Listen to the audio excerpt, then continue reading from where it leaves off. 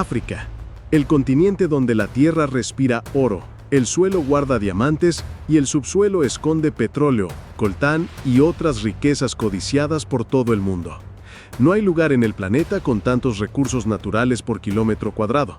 Oro a montones, petróleo por barriles, diamantes como si fueran piedras comunes, coltán esencial para tu celular, tu laptop, tu coche eléctrico, tierras fértiles, una extensión agrícola que podría alimentar al mundo entero. Pero aquí viene el gran misterio. ¿Cómo es posible que un continente tan rico viva en la pobreza más absoluta? Millones de personas se hacen esta pregunta cada año. Los datos no mienten. África sigue al final de la lista en los principales índices de desarrollo humano. Pobreza, enfermedades, conflictos armados, corrupción, migraciones masivas. ¿Qué está fallando?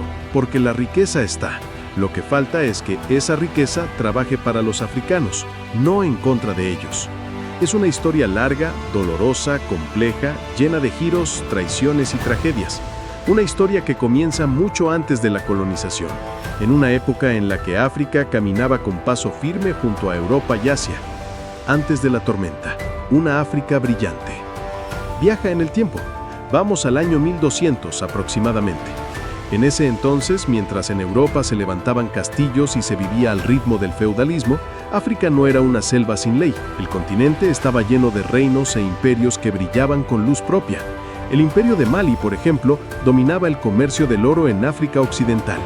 Su emperador, Mansa Musa, fue tan rico que al hacer la peregrinación a la Meca desestabilizó la economía de los países por los que pasaba, simplemente por dar limosnas. Sí, leíste bien. El hombre más rico de la historia no fue Jeff Bezos ni Elon Musk, fue africano. Mientras tanto, en la región de Etiopía florecían las matemáticas y la astronomía. En la zona del Congo, las sociedades desarrollaban técnicas avanzadas de metalurgia. En Tombuctú, los eruditos copiaban y preservaban manuscritos, creando bibliotecas que rivalizaban con las de Alejandría. África no era un continente aislado, era parte activa del comercio global, conectado con Asia, el mundo árabe y Europa. En resumen, África no era atrasada, era diferente, sí, pero no menos sofisticada. Y ahí viene la gran ruptura, una que marcaría siglos de sufrimiento, la esclavitud. La herida que no cierra, la esclavitud transatlántica. Con la llegada de los europeos a América, los imperios coloniales enfrentaron un problema: se quedaron sin mano de obra. La población indígena, tras el choque brutal con enfermedades, trabajos forzados y masacres, se redujo drásticamente. Solución: traer esclavos del otro lado del Atlántico. Y aquí África empieza a sangrar. Durante más de 3 siglos, millones de africanos fueron capturados, encadenados y enviados en barcos a trabajar como esclavos en plantaciones de caña, algodón y tabaco. Esta no fue una simple migración forzada, fue un desastre social de proporciones gigantescas. Para capturar esclavos, muchas tribus africanas comenzaron a atacarse entre sí, a colaborar con los traficantes europeos a cambio de armas o mercancías. El resultado: guerra constante, miedo, destrucción del tejido productivo, pérdida del conocimiento local. Las aldeas dejaron de sembrar, de construir, de comerciar. Solo pensaban en defenderse o atacar primero. Y lo peor, las generaciones más fuertes, más jóvenes, más productivas, se fueron, para no volver jamás. África no solo perdió gente, perdió futuro. La colonización, cuando la tierra ya no era suya. ¿Podía la historia empeorar? Lamentablemente sí. Llegamos al siglo XIX. Europa, con hambre de recursos, con ambiciones imperiales y una tecnología militar superior, decidió repartirse África como si fuera una torta en una fiesta de poderosos.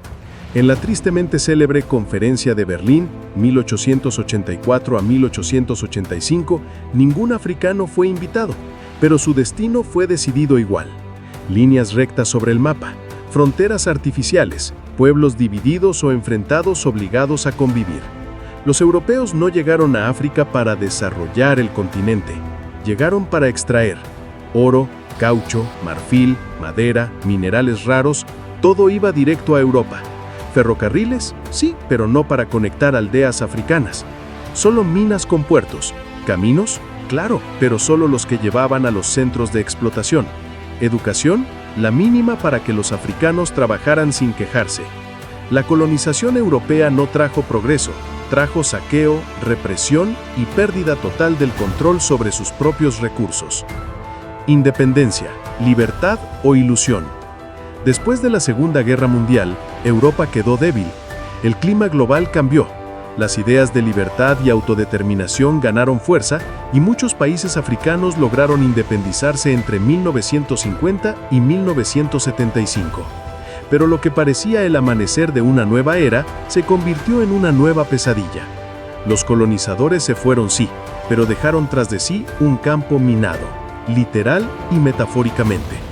Primero, no dejaron africanos capacitados para gobernar. La mayoría de las élites políticas habían sido eliminadas o marginadas. Los nuevos líderes eran improvisados, sin experiencia. Segundo, las fronteras coloniales unían a grupos étnicos que históricamente se odiaban y separaban a pueblos que siempre habían estado unidos. El resultado fue una cadena interminable de conflictos civiles, golpes de Estado y genocidios como el de Ruanda en 1994. Y tercero, muchos de esos líderes se convirtieron en dictadores corruptos, acumulando riquezas mientras sus pueblos pasaban hambre. Países enteros se convirtieron en campos de batalla de la Guerra Fría. Si no eras aliado de Estados Unidos, lo eras de la Unión Soviética, y viceversa. Y en medio de eso, ¿quién sufría? Siempre los mismos, los africanos. La ayuda que lastima. En medio del caos, con gobiernos inestables, guerras tribales, hambre y enfermedades, apareció un nuevo actor, la ayuda humanitaria. ONGs, organismos internacionales, fundaciones, iglesias, todos querían salvar África. Llegaron con toneladas de arroz, fideos, leche en polvo, medicinas, mantas, escuelas móviles y, al principio, parecían héroes, porque sí, muchas vidas se salvaron. Pero con el tiempo, esa ayuda empezó a tener efectos secundarios. Te lo explico con un ejemplo brutalmente simple. Si una ONG reparte zapatos gratis cada semana, ¿qué pasa con el zapatero del pueblo? Quiebra. Si regalan arroz todos los días, ¿para qué sembrar? Si montan clínicas extranjeras con médicos europeos, ¿quién invertirá en formar médicos africanos? Nadie. Así, sin quererlo, o queriéndolo según algunos, la ayuda mató la iniciativa local. África dejó de producir porque era más fácil recibir. Y cuando algo se da gratis mucho tiempo, la gente deja de verlo como ayuda y lo ve como derecho. Aparece la dependencia. Pero ojo, este no es un discurso contra la ayuda humanitaria. Es un llamado a repensarla, porque el objetivo no puede ser repartir, sino capacitar. No dar peces, sino enseñar a pescar, construir redes, crear mercados. África no necesita más manos que alimenten, necesita manos que empujen. ¿Y ahora qué? El giro posible. ¿Y entonces está todo perdido? ¿Es África un caso sin solución? Para nada. Te presento 5 razones para creer en el renacer africano. 1. Democratización. Los gobiernos empiezan a despertar. Durante décadas, África estuvo llena de dictadores eternos, pero en los últimos años, las cosas empiezan a moverse. Países como Ghana, Botsuana, Namibia o Ruanda muestran señales claras de buen gobierno, elecciones limpias, estabilidad jurídica. La democracia africana está naciendo.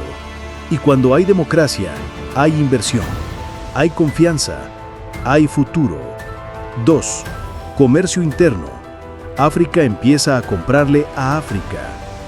Una de las tragedias económicas del continente es que los países africanos apenas comercian entre sí. Exportan materias primas a Europa o China, pero no entre vecinos. Eso está cambiando con la Zona de Libre Comercio Continental Africana, la ZLCA. El objetivo, unir a más de 50 países en un mercado común, sin aranceles, con infraestructura compartida y moneda propia en el futuro. Imagina eso. 1.500 millones de personas comprando, vendiendo, viajando, creando riqueza juntos. Una Europa, pero africana, y en plena construcción. 3. Educación. Más lápices, menos fusiles. En los años 80, la tasa de alfabetización era un desastre. Hoy, en la mayoría de países africanos, 8 de cada 10 niños van a la escuela. Las universidades crecen, la formación técnica avanza. Jóvenes que antes no sabían leer, ahora aprenden programación, ingeniería, robótica. Porque la educación es la herramienta más poderosa que existe para salir de la pobreza. Y hay hambre de aprender, hay sed de conocimiento. Una generación entera quiere escribir un nuevo capítulo, con libros, no con armas. 4. Población. El mercado del futuro está aquí. Europa envejece, Japón también. América Latina va en camino, pero África es una bomba demográfica positiva.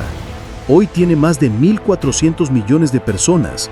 Para 2050 serán casi 2.500 millones. ¿Te imaginas eso como mercado? ¿Como fuerza laboral joven, dinámica, con energía? Más consumidores, más trabajadores, más emprendedores, más ideas, más innovación. Quien apueste por África ahora, gana en 30 años. 5. Inversión china. Trenes, puentes, fábricas y más. Mientras Occidente duda, China actúa. Los chinos están por todas partes en África, construyendo autopistas, aeropuertos, centrales eléctricas, puertos, zonas francas. ¿Interés propio? Por supuesto. China necesita materias primas. Pero en ese intercambio, África gana infraestructura, empleo, tecnología. No es un trato perfecto, hay riesgos de endeudamiento y dependencia. Pero África nunca tuvo tanta inversión en tan poco tiempo. Y si juega bien sus cartas, puede salir fortalecida. No se trata de ser colonia china, sino de aprovechar el momento para modernizarse a velocidad récord. Unidad, estrategia, liderazgo, visión, valentía. Falta que los africanos crean en sí mismos, que pasen de víctimas a protagonistas, que dejen de exportar materias primas sin valor agregado y empiecen a exportar productos terminados, que inviertan en ciencia, en tecnología, en cultura, que valoren lo suyo, que protejan su biodiversidad, que enseñen su historia, que el mundo los respete no por compasión, sino por admiración. ¿Y tú, qué piensas? África está en una encrucijada. Tiene todo para triunfar. Tiene todo para convertirse en una superpotencia del siglo XXI. Pero la historia no se escribe sola. Cada decisión cuenta. Cada elección importa. Y cada africano tiene un papel que jugar. Desde afuera, el mensaje no puede ser de lástima, debe ser de respeto, colaboración y apoyo inteligente. Porque un África fuerte beneficia al mundo entero. Porque un continente con tanta riqueza, tanta juventud y tanto futuro no puede seguir dormido.